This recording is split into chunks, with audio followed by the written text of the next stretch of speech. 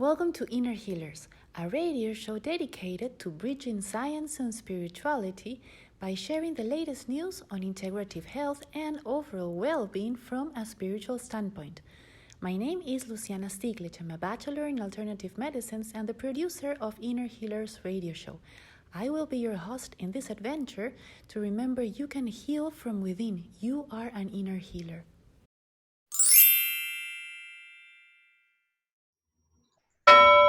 Hello, everybody. Welcome to Inner Healers.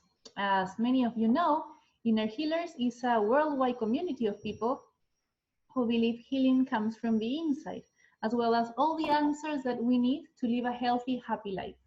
As such, this community has created Inner Healers Radio, a place for people to connect on a spiritual standpoint. The idea is to help you remember what we actually all know, which is that we can all heal from within because we are inner healers. Today, we are going together through a different time. It's like a new world is being born. And in the midst of this pandemic, the topic for today, I think is, or I hope it will be something that will be very useful for all of you. And the idea is to talk about how we can find hope in times of this pandemic. For this topic, we have an amazing guest, someone I admire and I love very much. We've had her before in our radio show. I'm really honored to be able to talk to her today with you guys. So help me welcome Chris Griscom. Hello, Chris. Thanks for being with us this morning. I so love the fact that we can touch each other without being in each other's presence. We can touch each other from levels that really embrace our hearts and our consciousness. How can we identify if we are experiencing hope? How would you define hope? You know, I have to smile because in truth, hope is not one of my favorite words. And the reason it's not, which you inner healers will understand, is that when people say, I hope for something, they're always feeling as if it's going to come to them, that someone is going to create it, that there's some magical miracle which will allow them to have whatever it is that they're hoping for, that they're praying for, whatever it is. So for me, I would switch that word to say that the real essence of hope is an energy inside the self where we can trust ourselves and trust the purpose of our lives. When we practice, when we live that sense that everything that's happening outside me, first of all, is happening inside me.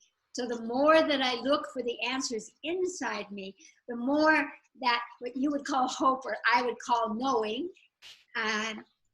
will come to the fore, because it's about, at this time, the fact that every soul on this planet is a wise soul. There are no new beginners on this planet. That's why we're all here. We're here for this transition, and we've been given the pandemic. The pandemic is just a wonderful opportunity for us to go inside and really activate the kinds of energies that are necessary for the evolution of our soul, which is the trust in ourselves, the honoring of our physical form, and realizing that the body is a spiritual vehicle.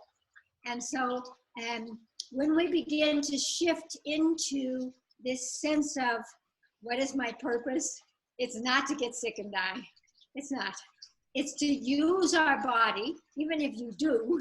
We have many, many incarnations. And even if you do get sick, use that experience of being sick to heal yourself on so many deep levels. And so for me, how can we get that hope? We want to begin to, as you speak of so wonderfully, to be the inner healers, to go inside ourselves and ask ourselves the questions and hear the answers from our bodies that will bring us a sense of, it's all right. We will pass through this funnel of initiation. We will do it well. It will bring us to the next octave of human existence. And while the viruses are mutating like mad, we humans must mutate as well. And the mutating of our genetics is a higher octave of consciousness where we recognize that what happens to you happens to me. And we begin to realize that that inner healer in us, part of the way that we heal ourselves is to heal others. How do we heal others? We do it with our love, with our consciousness, with our light. So that's kind of a long beginning to say, trust yourself that you are the one who will bring it to you. You are the one that will choose whether you get sick or you get healthy, or you help the world, or you create a new kind of abundance. You are the one. We are the ones together. And that would be my idea of true hope, and the energy that needs to come to us right now. We need to let go of our fear, and you and I can talk about ways to do that.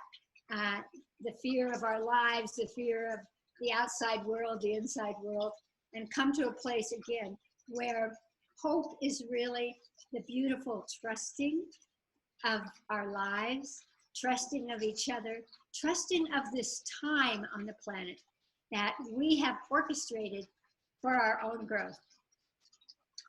Beautiful. You know, when I was meditating on the topic and I chose the topic, it was so clear to me because I specifically used the words finding hope, because I wanted us to, in a way, explain to people that whenever we think we have to find hope, we're kind of stuck a little bit, because hope is not outside of us, you know?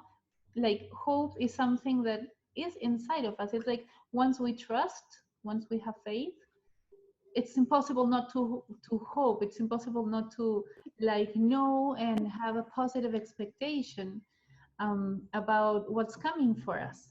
So I'm so grateful that this is what you said when you started talking, because that's the first thing in my mind when I chose the topic. You know, the first thing that I said, yes, people should be nudged in this sense. Like, people should remember that we are all connected to something like so big that it includes all of us as a whole.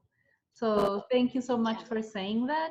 Change is something constant in life, right? I would say it's the only constant thing in life. It's the only certainty we have. So in a way, change is always happening. Sometimes changes are bigger than others, but change is always happening, right? That's how we experience, how we expand, how we evolve. And whenever we face change, we sometimes feel some uncertainty, because change allows us to go from something that is familiar to where we are being headed, where we are going to be able to, you know, explore all our traits and resources and be able to use them with other people. And in the same way, we're going to receive from these people, and we're going to be able to expand and to have the life experience that we came here to have. And during this path from the familiar to the unknown, full of opportunities, we sometimes experience this uncertainty that sometimes comes in with anxiety, or the fear you were mentioning. You know, these are all like fear-based emotions. So what can we tell people about this hope that we have inside, this trusting, this faith that we have inside, this inner knowing, in relation to how to deal with uncertainty?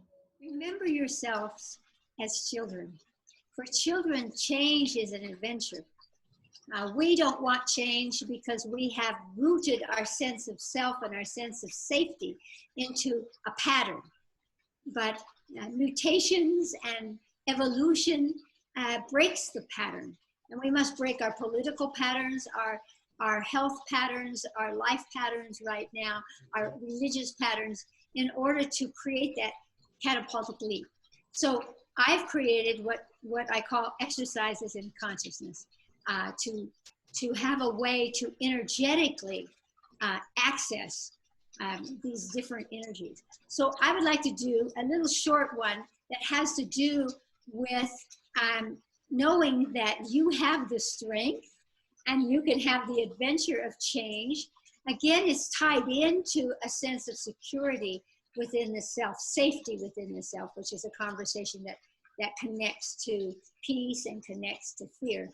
But let's do a very quick little exercise in consciousness about change, because if you are afraid of change, if you're holding against change, then you will catch yourself and you will limit the fabulous potential that you brought into this life. And so let us activate within us that power of change. And when we feel that power of change, then that uncertainty becomes something that we know is okay.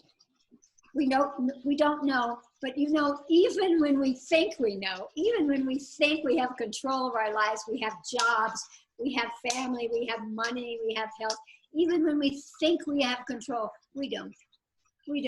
And so part of the spiritual exercise right now is twofold: to find the sense, that courage of knowing that you have the power to change what needs to be changed, because that is part of our purpose in life. And the second part is to know that who has the orchestration of the pathways that we will travel on, our own higher selves, our own spiritual essence. So here's the exercise, and you can do this anytime.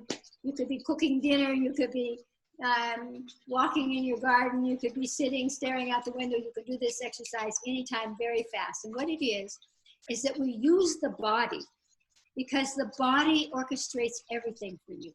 So we're going to ask our body where it holds the power of change, so that we could be the agents of change. I have a program called Global Echelon, and in that we call ourselves agents of change, which means that we're not afraid of the change, that any change is there, we support it, or we alter it, or we participate in it.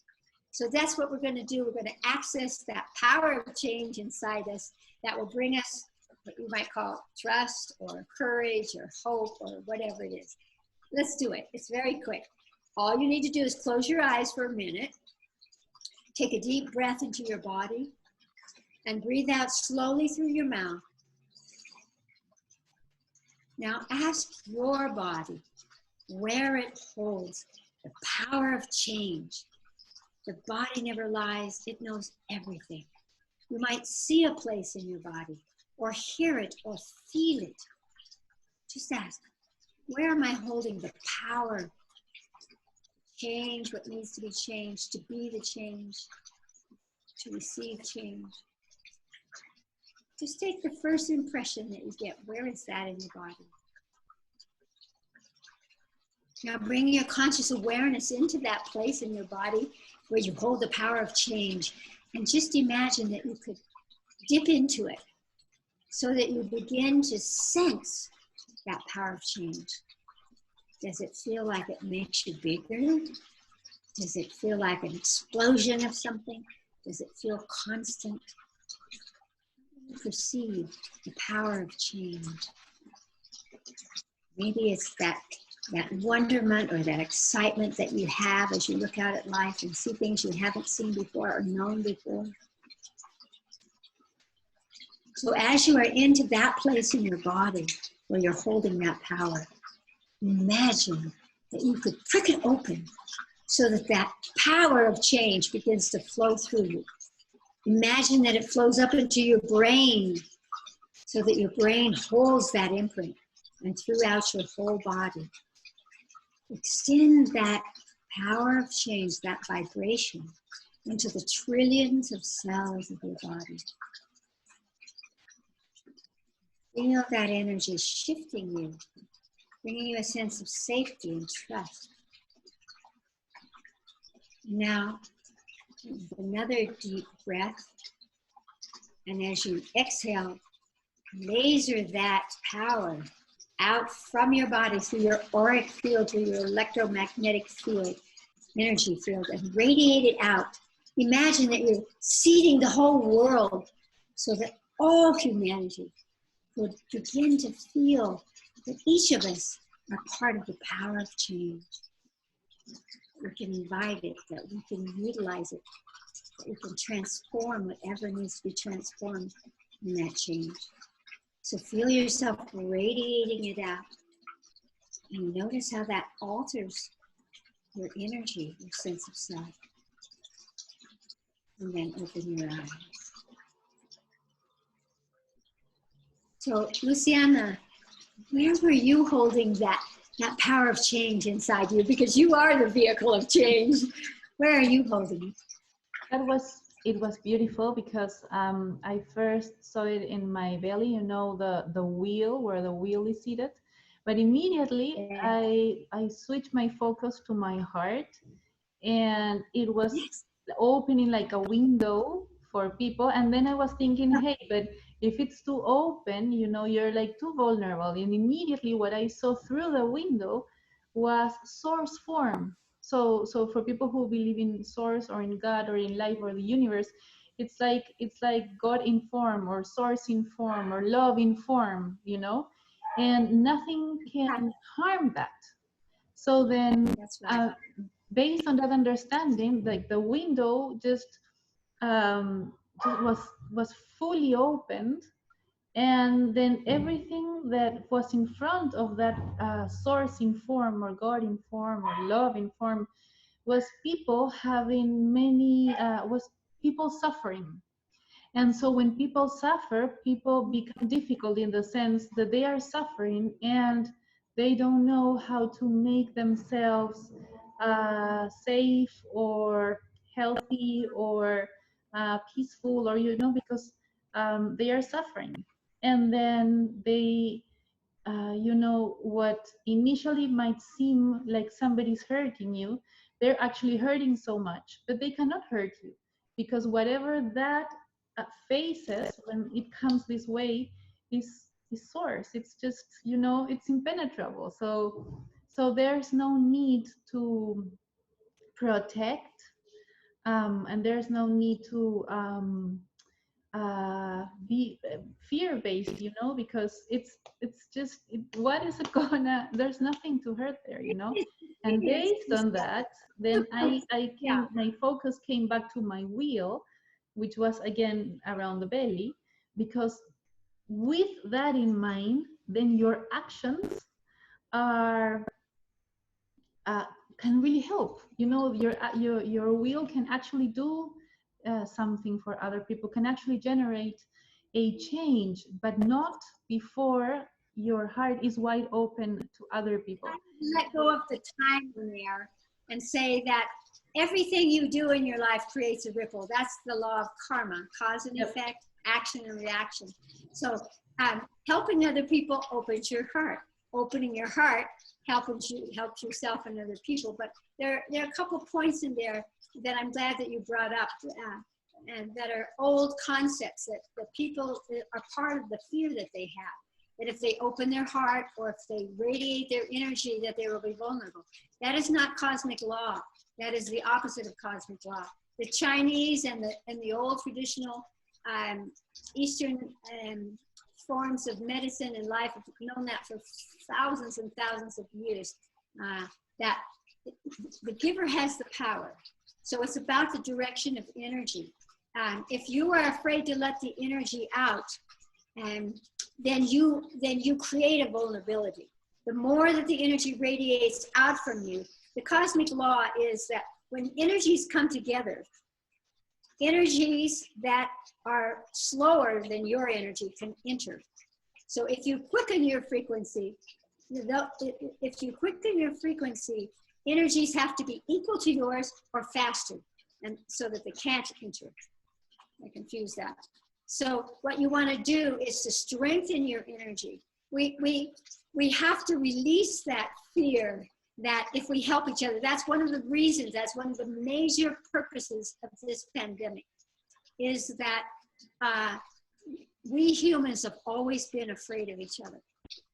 That's why we have wars. That's why we have trouble in relationships. That's why we can't share.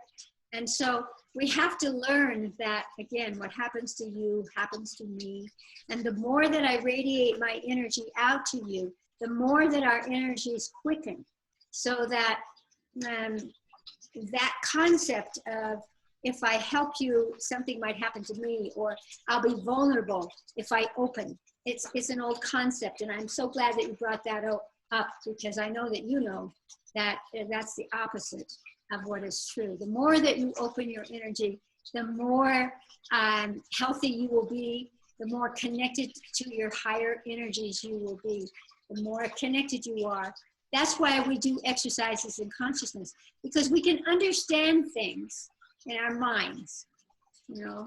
But as you so beautifully titled this, the inner healer, it's not the understanding, it's a deep knowing, and that knowing necessitates an experience. My higher self says that there isn't one truth in this world, that truth is something that changes as we grow. So I always say to my students, speak your truth, but know that tomorrow your truth will change. And so we want to experience, this is what my higher self says, experience is the only truth. And as you grow and expand your consciousness, your experience changes, therefore your truth changes, therefore how you see people. I, for example, know, and I've been working with a lot of people who are suffering in terms of disease, not just the pandemic. That's only one of the things going on here. There's all kinds of emotional, spiritual, mental, physical suffering going on. But suffering is connected to lack of sense of self and lack of sense of purpose. You can have a terrible disease and be on the moment of death. And I have died 6 times, so I really can speak to this. But you can be at the moment of death, or even passing through the passage of death. But once you begin to see its purpose, or you begin to learn the lesson of it, it goes away. That's why so many people are healing themselves from this virus, you know, because there comes a time when we say, I need to breathe. The first and the last thing we do in life is to breathe. And so we begin to focus on that. I've been doing some short videos around the world about how to protect your breathing. You know, and what happens to people right when they get very sick is they begin to ask the question, do I want to live? And if I do, then I put that energy into it. And suddenly they get better and they perform miracles. And we need to hear them, so that the religious concepts that we have about, and this is very important to say to you all, you may never have thought of this, but almost all religions have put out imprints that say, the more that you suffer, the closer you are to God. It's not true. It's not true. And so one of the ways that we can go on to the next octave is to not feel somehow that being the victim or suffering is a good thing. You don't have to suffer. God does not want you to suffer. Nobody's making you have a disease to punish you. These things are not true. They've been created by humans, not by divine beings. And so the more that we find that divine being inside ourselves, the more that we look at our fears and we say, wow, you know, I don't have to carry that fear. I wrote a book, and I think it's very important, about psychogenetics. And I was talking about, and this is very true of this virus today. Imagine that your father's father's father's father's father, or mother's mother's mother's mother, died in the Spanish flu, or died in the Black Plague. The Black Plague took out a third of the human population at that time. We have in our genetics imprints and fears of those kinds of pandemic deaths. And they only activate our vulnerability to it. So we want to begin to kind of look at our lives, and what you're doing with the inner healers is really saying, we don't have to get sick, we don't have to get to the moment of death before we go, wait a minute, I want to live, I want to be healthy. We don't have to. But we do have to realize that suffering doesn't serve you. It doesn't serve you. You want to put all of your energy. People are asking me constantly right now, how do we heal from this pandemic? And I could go on for hours about how to do that. But the first thing that I would say is to really begin to imprint consciously, not just in your mind, not by saying it, but by experiencing it. No, I'm not vulnerable to this virus. I'm here to use this virus, not to have this virus use me. And so the more that we say, I want to be the healer part rather than the sick part, the more we will be exactly that, because your body is listening to you and your body will do what you tell it to do. I think what you say is beautiful, and thank you for sharing it from that point of view. I'm sure the people who are listening to us and that will be listening to us in the replays are going to take so much from what you just said. So would you mind maybe exploring a little bit more about what is the purpose of suffering whenever we experience it? You know, my very first spiritual teacher and actually physical healing teacher was a curandera in Mexico. And she always said, whole in the spirit, whole in the body. She didn't mean that if you're sick, there's something wrong with your spirit. She said it the other way around. If you're sick, your spirit is attempting to teach you something. It may be to teach you the value of life. It may be to teach you how to heal yourself and then be able to help others. And so she really imprinted that sense in me to use any experience that we have. But rather than feeling that we are the victims, because again, when we talked about hope, so often it's about, will something come and take care of it for me? No, we are all powerful souls at this time. We are here to take care of it ourselves. And it begins with our bodies. That's why we're having a pandemic. That's what this evolution is about right now, is to help us realize that we don't have to die of viruses. We can begin to work with our body, because it's not just some medical thing, a vaccine that might come in the future, which of course the virus will have mutated 20 times by the time they have a vaccine for that. They don't have a vaccine for Ebola. They don't have a good vaccine for flus. No, it's going to come from inside us. We can use anything that's outside us, whether it's an herb or it's a meditation or some kind of medical thing. But the most powerful way to not suffer and it is to realize that suffering, it doesn't have to be a part of our lives. Again, there is an unconscious psychogenetic concept that says, and here's something very important. If I am suffering, it's not my fault. And we have deeply within us the fear of being judged, that we're going to be wrong, that someone's going to blame us for something.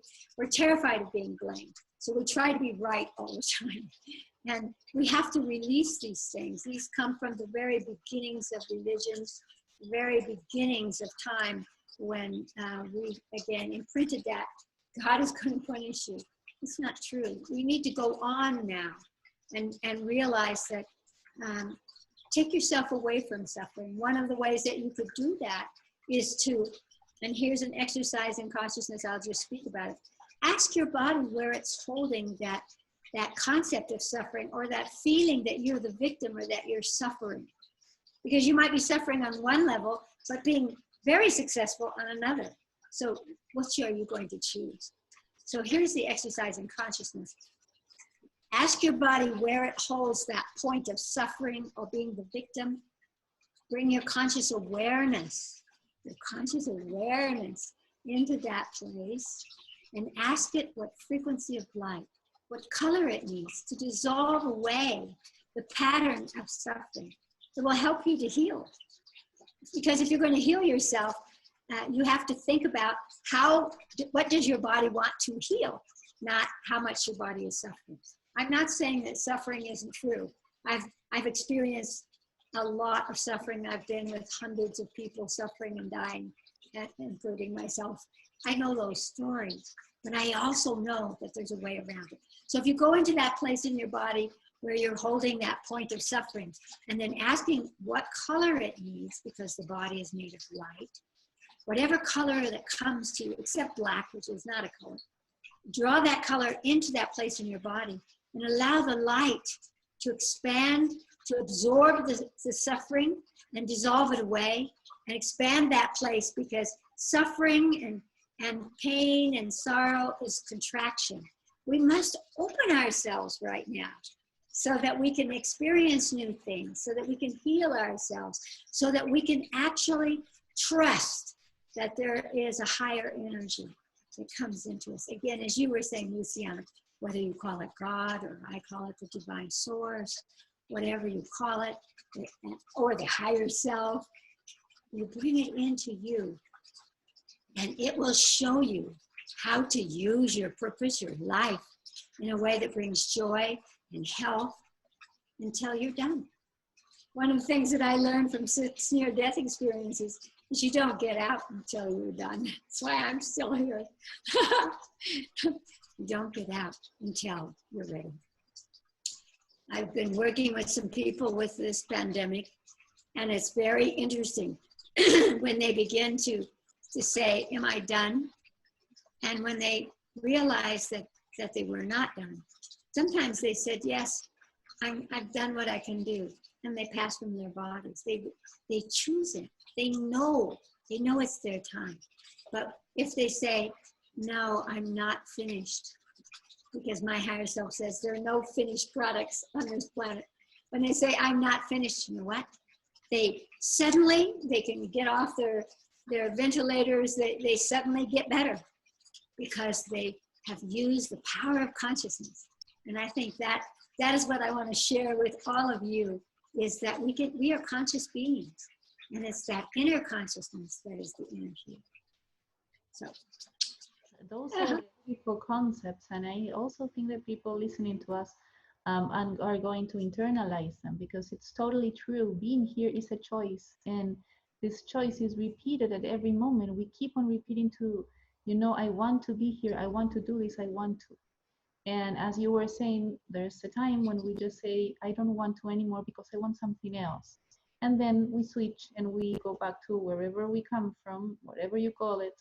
And then we keep on going and sojourning, where we can expand, because it is like all our lifetimes, when we put them together, it's a huge life with huge amounts of opportunities. And this is one of the amazing opportunities that we have. And it will never end. Right now. Yes. And I also wanted to touch base on something you said that has to do with breathing. So I remember during the first days that this started, I remember understanding how this all had to do with an experience of understanding and giving value to breathing. It's like breathing is the first gift that we receive when we come here, the ability to breathe. So that is how life takes this body, and we start experiencing, through the first breath. And that's what we keep on doing. Every breath means a choice to stay here, to keep on doing what we're doing. And I am so grateful that you mentioned that. Yes.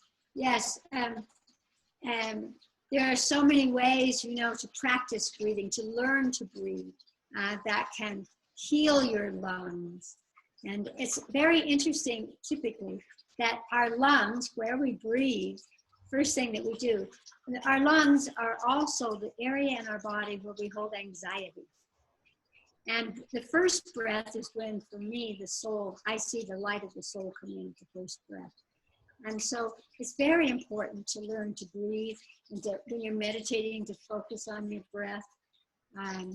When you see in Eastern things, you see the Buddha and all these people connecting like that.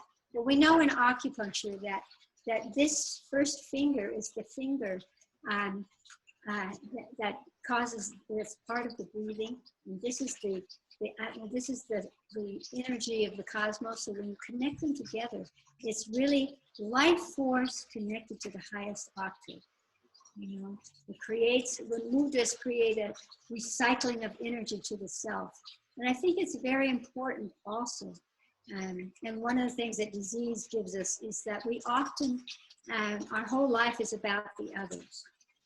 And this is important to realize that our families and our connections are very important. But if we take care of them, but we don't take care of us, then we are not honoring, as you're talking about, the honor of breath, the honor of life, which breath gives us. And so the more that we think, I love the way you said that, Luciana. Imagine that each of your breaths is the first breath. And something that I'm putting in a book I'm writing right now, which is called Potential Body, Healing of Enlightened Health, has to do with the fact that when we inhale, we activate our sympathetic nervous system, which is fight or flight. You know, wake up, wake up. But when we exhale, because most people don't exhale very much, they inhale. What's going to happen? What's going to happen? But they don't. When you exhale, physiologically, you activate your parasympathetic nervous system. And that is the system that says everything is fine. You can eat, you can relax, it will bring you into a meditative state. So if, you know, we just practice, for example, right now, everybody take a deep breath in. And now very slowly, breathe out through your mouth.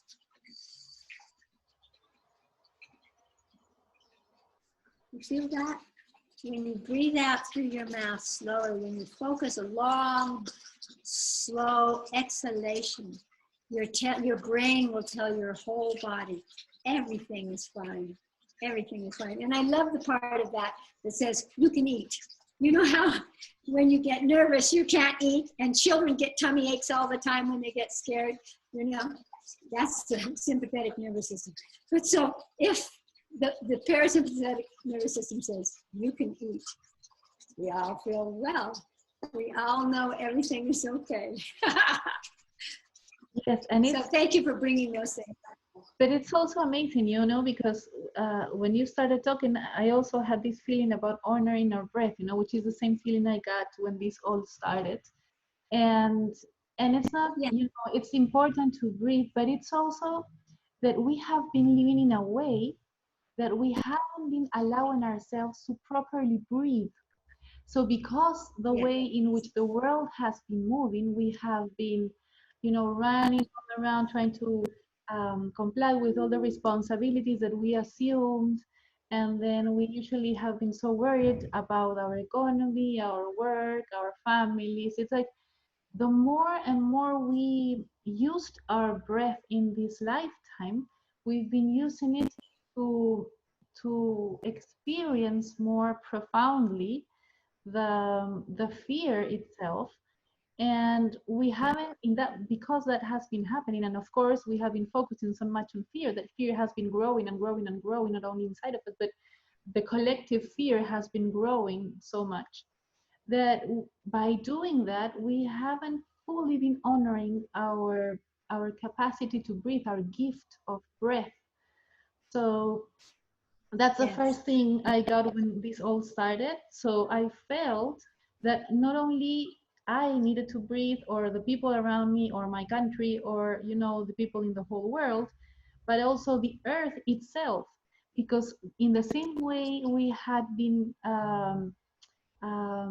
exaggerating with the need that we had been imposing upon us and upon those we cared for and upon those we related with, we also had been exaggerating with what we had been asking from Earth, you know?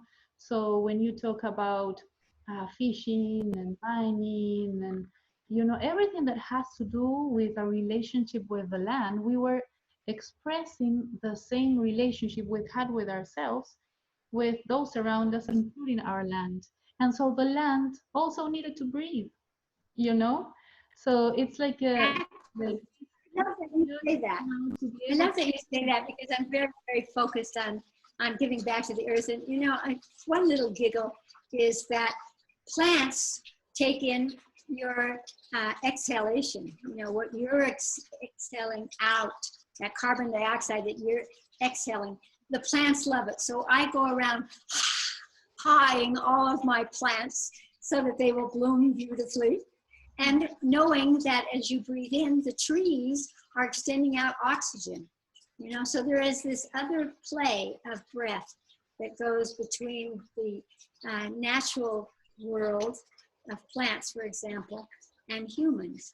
It's a back and forth. It's a beautiful figure eight of connecting. And I feel that one of the ways that we can find health today is to care about our earth. You know, is to look around right now. I think it is so spectacular that when countries began to close down so that you couldn't drive, you had to stay home, within 1 week, we saw blue skies where we'd never seen blue skies for months or years. I saw pictures from Brazil of places that I've gone to swim and been where the water's always a little bit, you know, greeny mucky. So clear you could drink it. You could see every little grain of sand within a week or so of doing this change that we humans have made.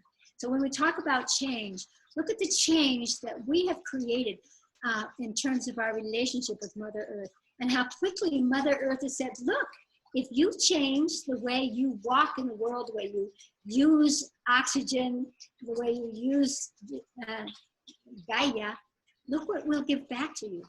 So we have clean waters, we have blue skies, we have the sound of animals, the birds again.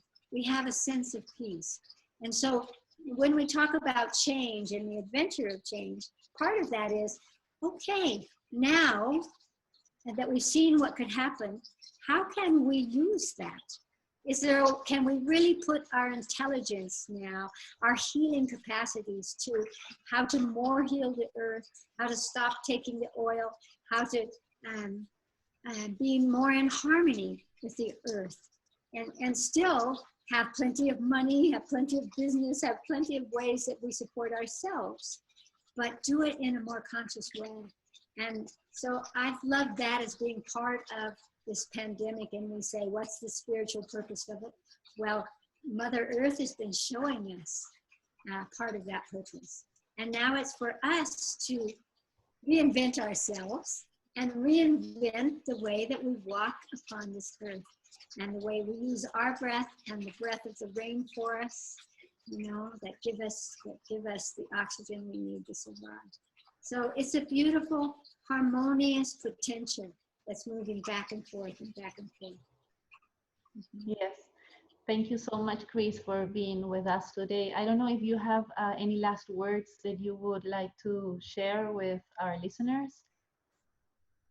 What I would like to share to all of you is to really imagine and practice exercises in consciousness, breathing and tuning into your body and healing yourself.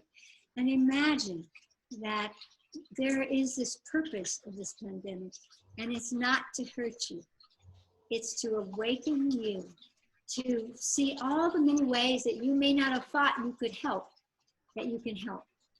The way people are beginning to care for each other. I love this aspect of Latin America. It's why of course, I've had many lifetimes in Latin America, but it's one of the reasons that I love the language and I love the people, is that there is a love of family. There is a love of connection.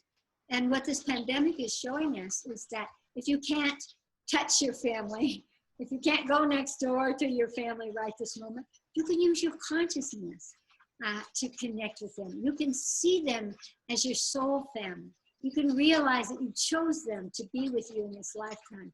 So part of the purpose here is to really practice the honoring and the gratefulness of life, the gratefulness of each other, the gratefulness to this earth, the gratefulness of being able to have incarnated here to be a part of what's going on. Don't be afraid. Clear the fear from you and build the courage in you for change and to feel that you are an agent of change and that everything you do, because this is very important, everything that you think, everything that you experience, everything that you do creates a ripple. And that ripple is part of what is taking us from this moment into a new world, a world that we can pass down generation to generation with greater dignity and greater access to the human heart. I send you all my great love. I carry you in my heart. I think the basis of all fear in this reality is the fear of separation. So if we are told that we have to separate physically from those we love, either because we cannot hug them or because they are going to die and we're never going to see them again, then I understand that there is so much fear that people are stepping in that fear as you know, one of the basic fears. So can we just tell them something about this, please? Yes. I want to say something about people that have died or people that are dying or that you're afraid are going to die. I often perform ceremonies of passage for people's family when people have died. And one of the things that I would say, for example, if you know someone who's passed from their body, but you can't have a ceremony for them, you can't have a funeral for them. One of the things that I always say that will help you to not feel that separation, but to really know that you know them in the deepest level, is to ask yourself, what is the thing that you most love about them? A quality that they have, maybe that they have humor, or that they're very giving, or they're artistic, or whatever it is that you love about someone. Think about that as the essence of who they are. And then imagine that you bring that inside yourself, because that is the way that we pass our legacy, past our bodies, is the imprint that we give each other, the teaching that we give each other by the way we live our lives. My higher self always says, the only thing that matters is the way you live your life. And so if you think of them and their qualities and you bring that in, what I've noticed is that you really do inherit that. That is their legacy to you. And if you are conscious of that, you can let go of your fear. Remember that your fear of separation or your fear that they're dying is about you. It's about something that needs to be healed in you. It's not about them. Because when they pass from their body, and I have talked to their spirits, they are free. And they're saying, don't cry for me. Don't cry for me. I am fine now. I am wonderful now. I did it and I'm done. And now you must go on. And so when we feel that separation, it's because we have not filled the space that they take up with ourselves. Part of the reason of this pandemic is for you to learn how to be with yourself and to exude that best self and extend that out to everyone else. If you do that, then your fears will begin to fall away. Great life. So much, Chris, for being with us today. Chris Griscom is the founder of the Light Institute and also Nishon School. So you can find her on Facebook, you can find her on Twitter. She has always created this amazing movement called Eco SOS. So you can also find her there. Anything else you would like to add, Chris? No, but I would like to say that I do have these little 3 to 5 minute videos that show exercises that help for the pandemic, ways of getting rid of fear, ways of helping you to breathe, that are, they're free. You can just tune in and it takes 3 to 5 minutes and you have a little tool. What we need now is to know that we each have tools. You have tools. And we all have tools to answer this challenge that we have and to wield our lives in new ways. So that I would say join that, because it's really a gift. I'm going to go after this program and do 3 more little short videos. Beautiful. Thank you so much, Chris. And I really hope that when the airports are working again, I'm able to go and visit you for a little while and be able to hug you in person. That I would really love to do. Thank you so much for being with us today. It's great to be with you, and that I know that all of your listeners are grateful for your presence. And for Luciana. your presence as Thank well. you for what you do in this world. Thank Great you. job. Thank you so much. See you soon. Yes. You've been listening to Inner Healers, a radio show dedicated to sharing the latest news on integrative health, overall well-being, and spirituality. You can follow Inner Healers on Blog Talk, Instagram, Twitter, Facebook, and YouTube. My name is Luciana Stiglitz. Join me on Inner Healers' next episode to remember you can heal from within. You are an inner healer.